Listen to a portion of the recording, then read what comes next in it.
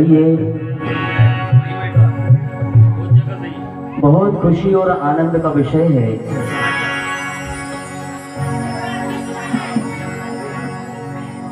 आदरणीय दादा श्री दशरथ जी ठाकरे साहब, जिनके द्वारा, उनके परिवार के द्वारा 2 दिवसीय सत्संग का ये महा आयोजन बड़े भाव और प्रेम के साथ किया जा रहा है, जिसमें दूर दराज से पधारे सभी भक्त वृंदों का हृदय से परिवार आभार व्यक्त करता है। बहुत बहुत स्वागत है। मंचासीन परम श्रद्धेय परम पूजनीय गुरुदेव राजेंद्र दास जी वैष्णव साहब के श्री चरणों में बंदगी और प्रणाम करते हुए, मंचासीन परम पूजनीय माता श्री भुवन ज्योति माता जी, आपके श्री चरणों में बंदगी और प्रणाम करते हुए, मंचासीन समस्त साधु समाज जो विराजित हैं, आप सभी के श्री चरणों में बंदगी और प्रणाम करते हुए, वो परम तेजोमय सत्ता जिनकी व्याख्या, जिनकी अनुभूति के लिए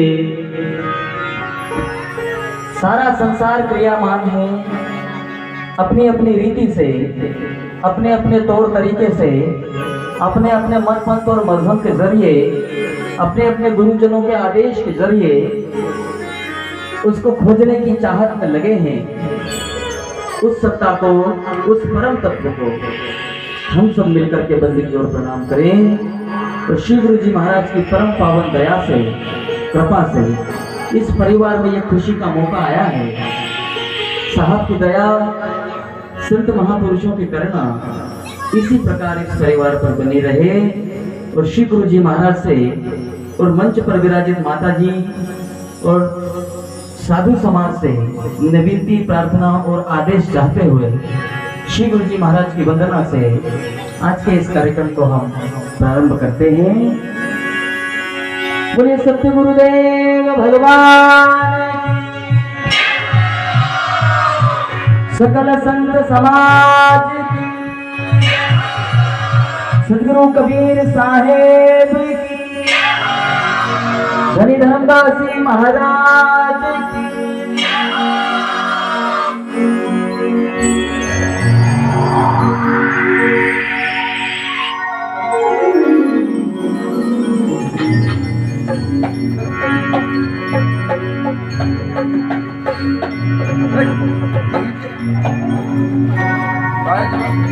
श्री सद्गुरु श्वेतमलम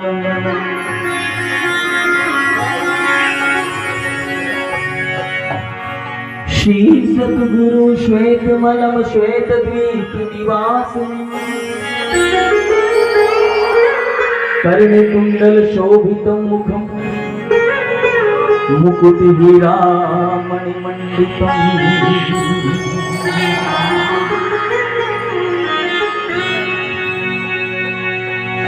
माला मुक्तादि शोभितं पद्मासनं स्थितं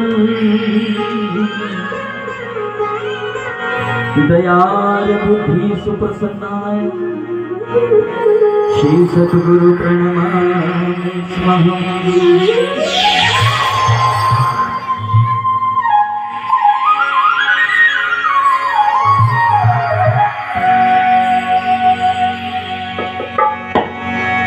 कि साधु मेरे सब बड़े, मेरे सिर माथे के मोर,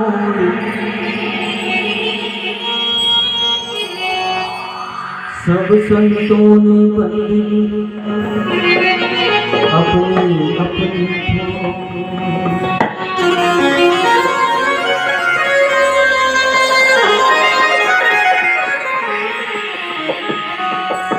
कि मैं गुरु नमा गोविंद नमा, मैं नम नम लागू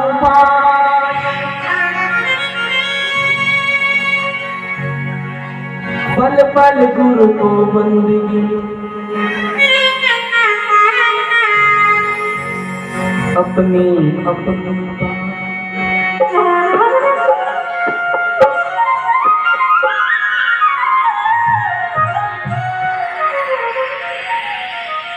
मैं गुरु नमः गोविंद नमः। इतना ऐसे मत हो, वो जरूरत लगती है तब। और घड़ी घड़ी शोभा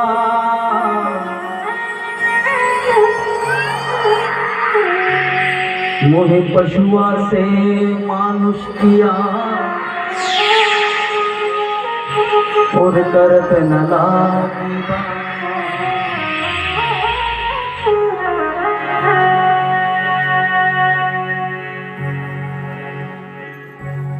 सदगुरु कबीर कहते हैं,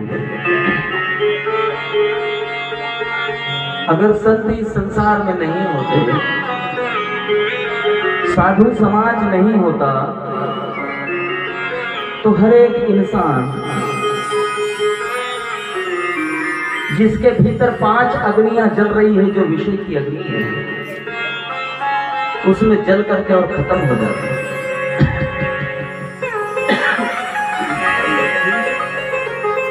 इसलिए इस संसार में सतगुरु पूजनीय है। गुरु के बिना इस मानव जीवन की कल्पना संभव नहीं है। और अगर कोई बिना गुरु के जी भी ले तो वो मनुष्य की तरह नहीं जी पाएगा। जिएगा जरूर, लेकिन पशु की तरह जिएगा, बिना लगाम के घोड़े की तरह जिएगा, अपनी मन मर्जी से जिएगा। वो कभी भी आनंद को उपलब्ध नहीं हो पाएगा। आनंद की धारा अगर कहीं से छू करके निकलती है मेरे भाई बहन, तो श्री गुरु जी महाराज के चरणों के नीचे से निकलती है। जिस किसी इंसान को चाहिए कि मुझे मेरे जीवन में आनंद प्राप्त हो, मेरे जीवन में खुशियां हो, मेरा घर अन्न और धन से भरा रहे, तो उसे गुरु जी महाराज के चरणों का अनुरागी बनना है। संसार का अनुरागी बनेगा, बाहरी सुख उसे बहुत मिलेगा, लेकिन उसे परम आनंद की प्राप्ति कभी नहीं होगी। और ऐसे ही बाहर के सुखों को भोगते भोगते एक दिन वो इस दुनिया से चला जाएगा। इसलिए परम शांति, परम आनंद का अनुभव अगर चाहिए तो श्री गुरु जी महाराज के सानिध्य में जीव को जाना है। इसलिए कि गुरु के दाहिने चरण में सब तीरथ लो जान, मुखार बिंद में वेद है, ये गीता करे है बखान।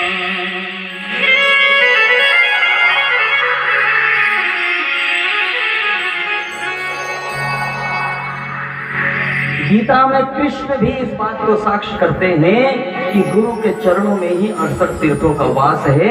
और उन तीर्थों में स्नान किए बिना ये दुनिया के लोग चाहे सारी दुनिया के तीर्थों में नहा ले और सारे गिरिराज की परिक्रमा भी कर ले, तो भी इतना सा भी फर्क जीवन में नहीं पड़ेगा और इतना सा भी उसके जीवन में कोई आनंद नहीं आने वाला। चाहे सारी दुनिया की दौलत भी किसी मंदिर में जाकर के किसी मूर्ति के सामने लुटा दे, या कितना भी बड़ा तीर्थ हो उसमें स्नान कर ले, लेकिन गुरु के चरणों में जो 68 तीर्थ, वो 68 तीर्थ क्या है, कैसे हैं, इसकी चर्चा हम कल समापन वाले दिन करेंगे।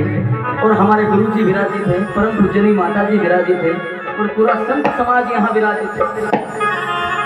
हम बातें जरूर करते हैं और सुनते हैं कि गुरु के चरणों में 68 तीर्थ, कभी जानने की कोशिश नहीं की होगी कि 68 तीर्थ होते कैसे हैं, इनकी परिभाषा क्या है, और ये जीव उन 68 तीर्थों में स्नान कैसे कर सकता है।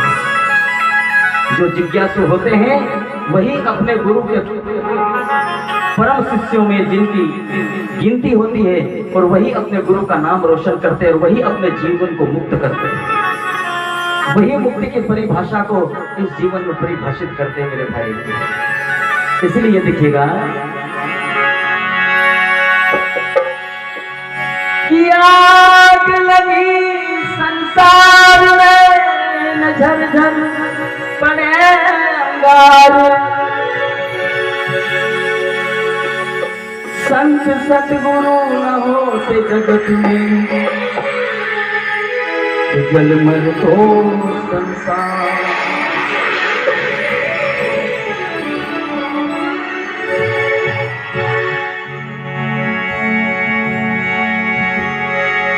लाख लाख वंदन गुरुवर, कोटि कोटि वंदन हो।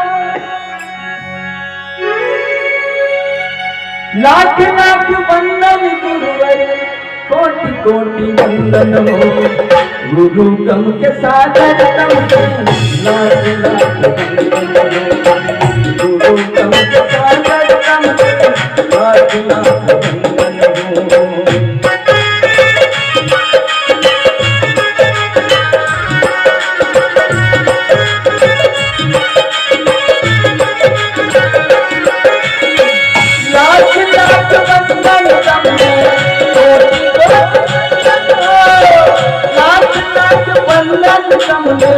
कोटि कोटि वंदन हो।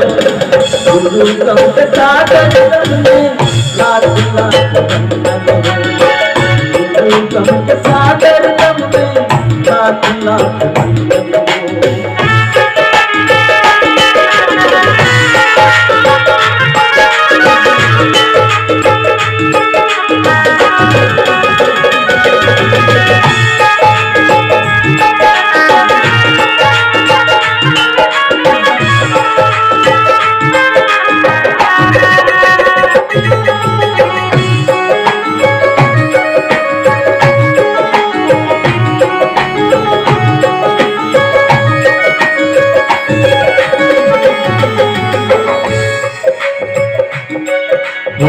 लकी हो 84 में लो भट्टी पीने आयो।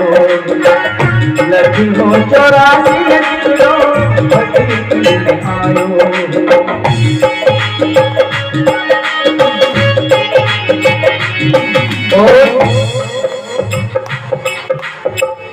निवेदन और प्रार्थना और प्रार्थना ये होगी कि केवल तिलक लगाकर अगर हम ये सोच लें कि हम गुरुमुखी हो गए हैं तो हमारी बहुत बड़ी भूल है। हम जब तक हमको ये एहसास न हो कि मैंने अपने इस जीव ने बहुत यात्राएं की है, 84 लाख योनियों को भोगने के बाद अब मुझे मनुष्य का जीवन मिला, ये ज्ञान जब तक ना हो और ये भी पता लग जाए कि मुझे उस तक अब ये 84 मिटाने का कोई उपाय नजर नहीं आता, मुझे कोई जानकारी नहीं है और उस राह को पाने के लिए मुझे गुरु की खोज करना है या मुझे गुरु की शरण में जाना है।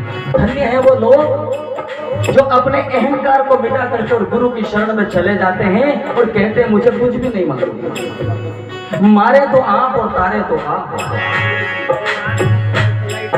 मैं हर जगह ये निवेदन और प्रार्थना करता हूं, इस दुनिया में बहुत कम ऐसे भक्त हुए हैं साहब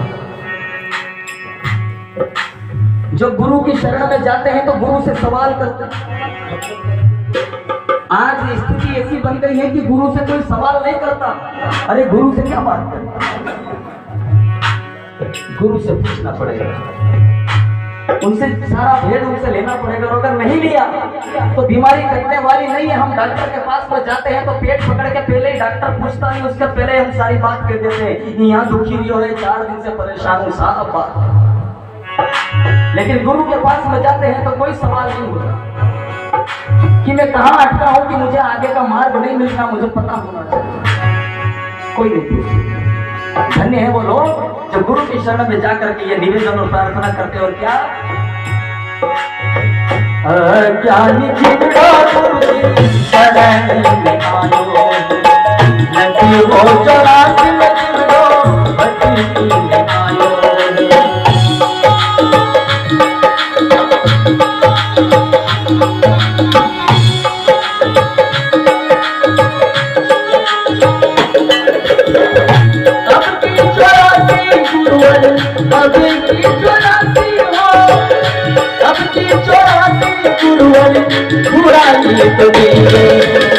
तो गुरु तम के सागर तम में गुरु तम के सागर तम में लाख लाख वंदन हो।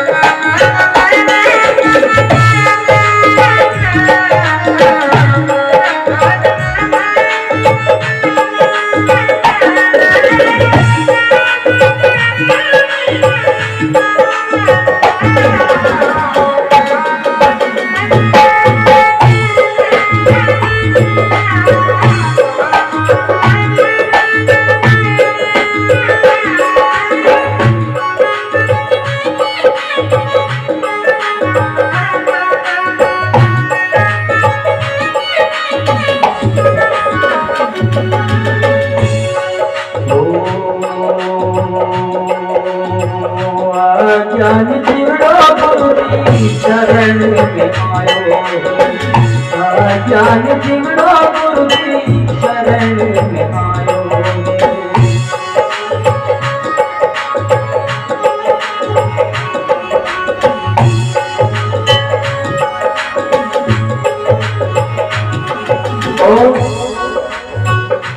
श्री गुरु जी महाराज की अनुमति लेकर के और माता जी विराजित हैं। जिनने मुझे सुख रखा है उनको तो पता ही होगा, बाबूजी बैठे हैं और बहुत सारे साधु जन का भी आशीर्वाद मुझे था। कितनी विचित्र बात मैं आपसे निवेदन करूं, हम सद्गुरु को धारण करने के बाद में इतने अहंकारी हो जाते हैं कि अगर हमसे कोई गुनाह भी हो जाए, गलती भी हो जाए तो हम उसको स्वीकार नहीं करते, कभी नहीं कहते। हमको ये लगता है कि अब हमने 4 भजन सीख लिए तो हम विज्ञानी हो गए। थोड़ा सा हमने सद्गुरु कबीर साहब को पढ़ लिया तो हम ज्ञानी हो गए, या हमने 2-4 बार कोई सत्संग करा लिया तो हम ज्ञानी हो गए। सद्गुरु कबीर साहब कितने शीतल रहे होंगे इसका अनुमान हम केवल उनकी वाणियों से थोड़ा सा ही पा सकते हैं। लेकिन जिस दौर में साहब सर शरीर रहे होंगे, उनके साथ जो लोग रहे होंगे, उनके जीवन की परिकल्पना हम क्या कर पाएंगे। सद्गुरु कबीर जिनके पीछे भगवान फिरते हैं, कबीर मन निर्मल भयो जैसे गंगा नीर, पीछे पीछे हरि फिरे कहे कबीर कबीर। रुक जाइए, थोड़ा दर्शन करने दीजिए साहब, 2 मिनट के लिए रुक जाइए, मैं थोड़ी चर्चा करूंगा आपसे। लेकिन साहब कह रहे हैं समय नहीं है, मेरे भक्त इंतजार कर रहे हैं, मेरे प्रेमी लोग मेरा इंतजार कर रहे हैं। वही सद्गुरु कबीर क्या कह रहे हैं कि मैं अपराधी जन्म, यहाँ तो हम थोड़ा सा अगर हो जाए तो हम अकड़ से फूले नहीं समाते कि मैं तो यहाँ नहीं हूँ। और सद्गुरु कबीर जिनके पीछे भगवान फिरते हैं, वो क्या कह रहे हैं कि मैं अपराधी जन्म, मैं अपराधी जन्म का नख सिख भरा विकार, तुम दाता जो वंदना में जो स्वयं ब्रह्म स्वरूप है, वो परमात्मा की राह में आप और हम सबके लिए क्या कहते हैं कि आखड़ लिया झाई पड़ी, पंथ निहार निहार, अरे जी पड़ लिया छाना पड़िया, राम पुकार पुकार। हमको छाले पड़ते हैं, हमको अगर गाती नहीं मिले तो हम 2 घंटे बैठ नहीं सकते, हमको अगर पानी नहीं मिले तो हम परेशान हो जाए, पानी पिला भैया, नहीं जमेगा मामला। हमारी व्यवस्थाएं अगर नहीं हो तो हम भूल जाते हैं राम को, भूल जाते हैं सद्गुरु को, भूल जाते हैं परमात्मा। भक्त कैसी विनती करते हैं अपने साहब, मैं आया हूँ, मैं अज्ञानी हूँ, मुझे कोई ज्ञान नहीं है साहब, मैं आपकी शरण में आया हूँ। अज्ञानी शरण में आयो, अज्ञानी शरण में आयो।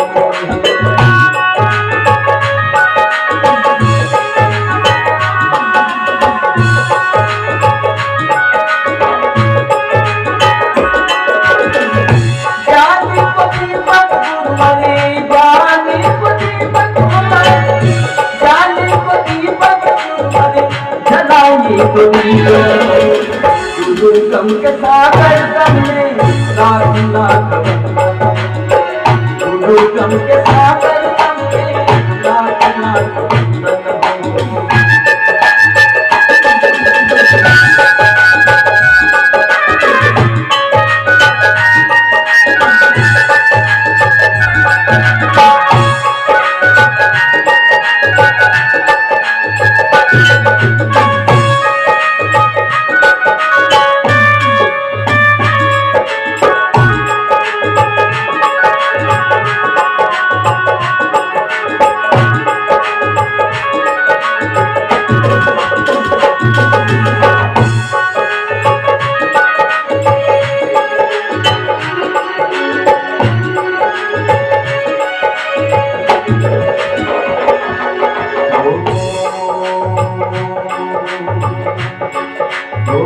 डूबती डूबत हो गुरुवर आपने बताया, डूबती डूबत हो गुरुवर आपने बताया।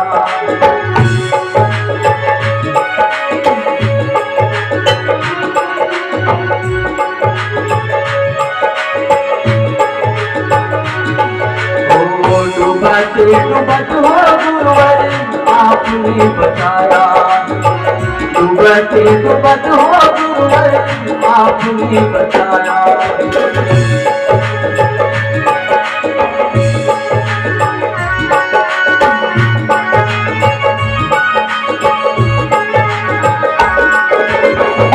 अब तो जीवन लो गुरुवर जीवन की नैया हो, अब की नैया भारी पानी लगा गुरु कंसा कर समझे साथ लाख,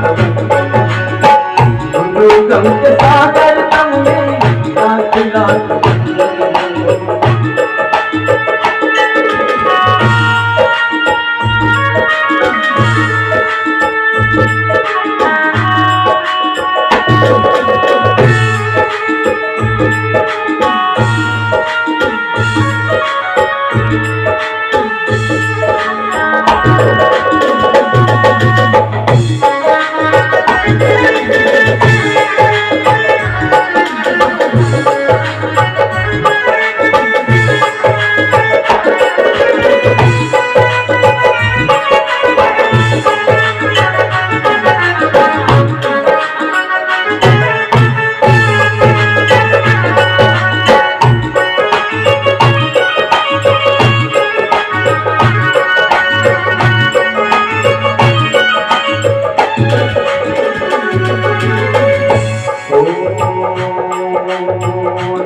हो सेवक की गुरुवर बेटी सुनो, सीधा हो सेवक की गुरुवर बेटी को सुनो।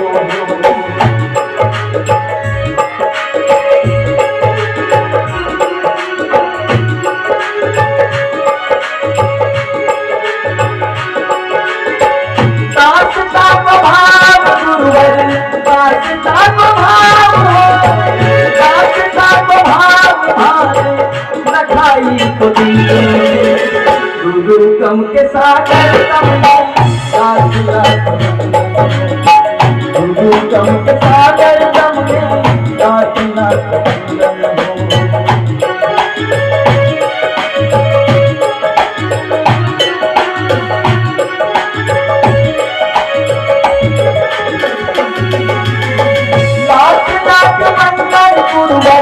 कोटि कोटि वंदन हो, लाख लाख वंदन गुरुवर कोटि कोटि वंदन हो। गुरु कम के सागर तमने दासला, गुरु कम के सागर तमने दासला, दासला, दासला, दासला।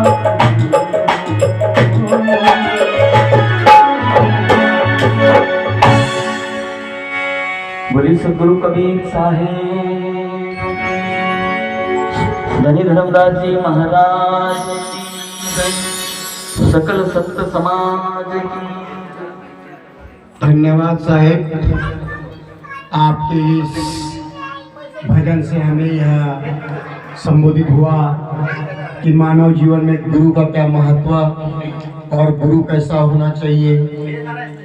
और जो साहिब की वाणी से, जो आपके मुखाग्र से जो हमने यह भजन सुना, इसके लिए तहे दिल से हम आपको धन्यवाद देते हैं। साहिब ने एक बात बोली भजन के अंदर में, मैंने थोड़ा मार्क किया। समाज को उन्होंने प्रबोधन किया कि